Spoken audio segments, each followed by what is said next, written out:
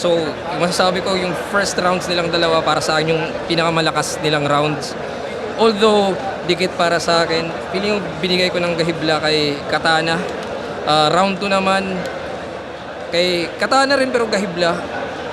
Or pwedeng tabla nga pwedeng tabla. Pero para sa akin yung round 3, parang mas nadala ni Katana yung round 3 niya. Although paros sila ng atake or parang mas nag-dive si Lipcram dun sa realm ni Katana. Kaya feeling ko mas naka-generate si Katana ng mga fresh na laro dun sa mga angulo niya. Plus pa yung mga angulo niya, mas creative para sa akin.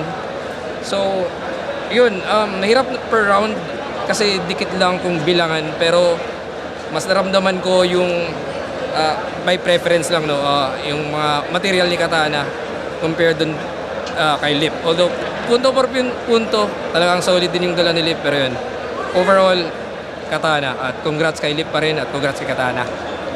So, ang maliban sa malulupit yung mga rounds nila, siguro mas nagustuhan ko yung comedic timing ni Katana. Mas nagustuhan ko yung angles ni Katana.